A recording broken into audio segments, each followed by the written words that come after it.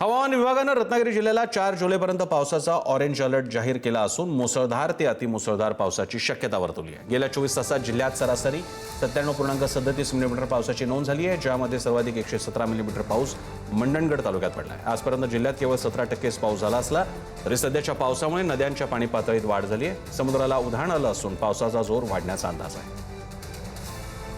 जिल्ह्याला हवामान खात्याने आज ऑरेंज अलर्टचा इशारा दिलेला आहे। आपण किनारपट्टी लगतच्या भागामध्ये आहोत आणि पाहिलं तर समुद्र देखील काहीसा खवळलेला आहे। 4 जुलैपर्यंत रत्नागिरी जिल्ह्याला ऑरेंज अलर्टचा इशारा दिलेला आहे। मुसळधार ते अतिमुसळधार पावसाची शक्यता ही हवामान खात्याने वर्तवलेली आहे। समुद्राला देखील उंच लाटांचं या ठिकाणी उधाण आलेलं आहे। आपण किनाऱ्यावर एकंदरीतच आहोत आणि आपण पाहिलं तर सकाळपासून पावसाने काहीशी विश्रांती जरी घेतली असली तरी दुपारनंतर मात्र पावसाचा जोर वाढण्याची शक्यता ही हवामान खात्याने वर्तवलेली आहे।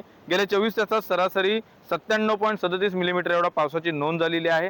सर्वात जास्त पाऊस हा मंडणगड तालुक्यामध्ये म्हणजे 117 मिलीमीटर एवढा पाऊस पडलेला आहे। त्या कालोकाल पाहिलं तर दापोलीमध्ये 107 मिलीमीटर, राजापूरमध्ये 106 मिलीमीटर तर गुहागरमध्ये 108 मिलीमीटर एवढा पावसाची नोंद झालेली आहे। आजपर्यंत जिल्ह्यात केवळ 17% इतकाच पाऊस पडलेला आहे।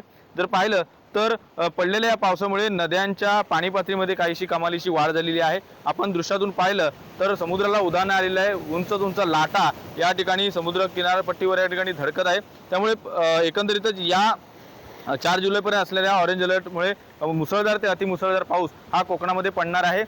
किनारपट्टी लगतच्या नागरिकांनी सतर्क राहावे असे देखील आवाहन प्रशासनाने केलेलं आपल्याला पाहायला मिळतंय। राजन चव्हाण, पुढारी न्यूज, रत्नागिरी।